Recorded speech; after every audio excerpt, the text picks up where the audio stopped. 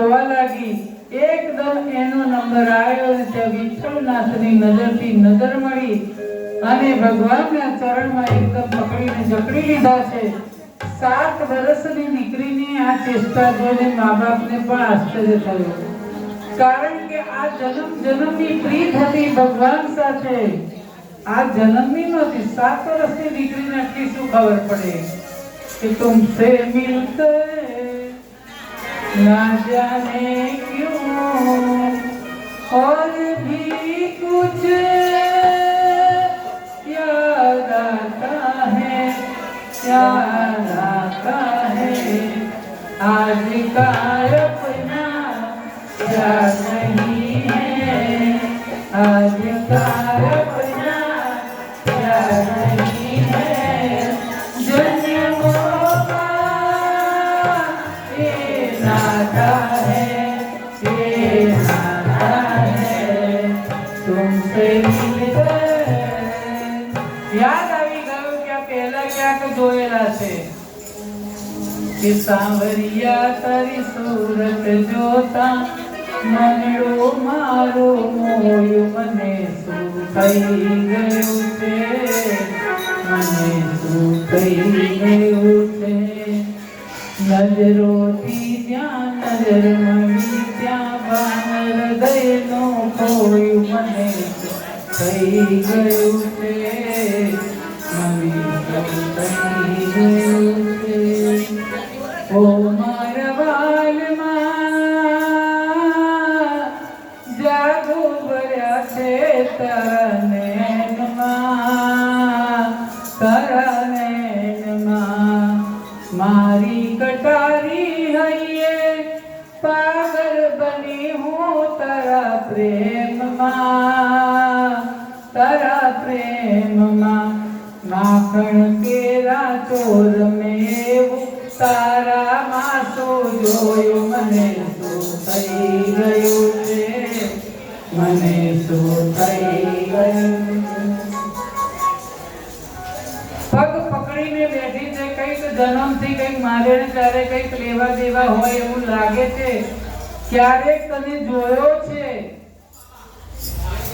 कि वृंदावन के ओ बांके बिहारी, हमसे पर्दा करो ना मुरारी, हम तुम्हारे पुराने हम तुम्हारे पराए नहीं हैं, गैर के दर पे आए नहीं हैं, हमसे पर्दा करो ना मुरारी.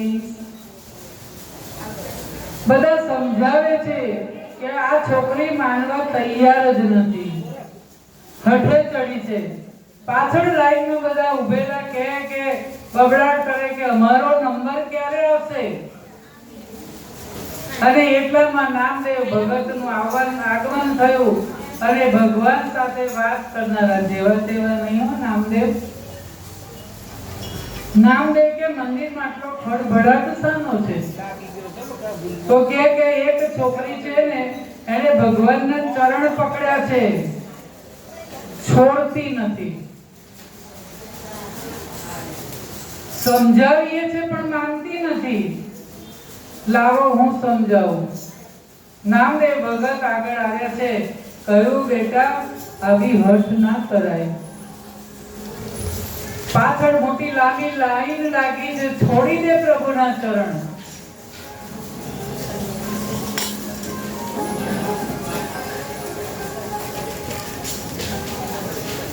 દર્શનનો લાભ બીજાને તો આપવો પડે ને બેટા, સમજાવી છે.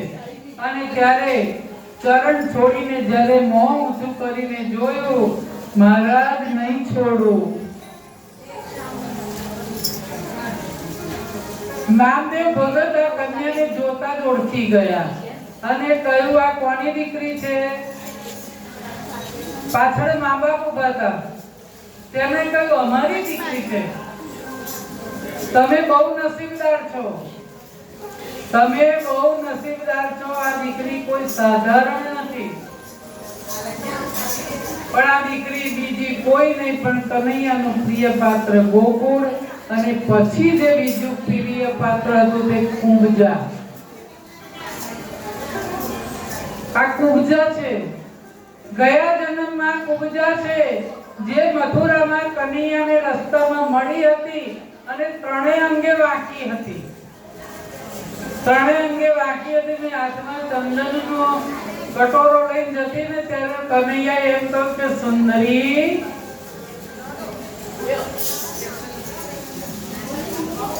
હવે સુંદરી કે આપણે કોઈ વખાણ કરે તો આપણને કેટલો આનંદ થાય.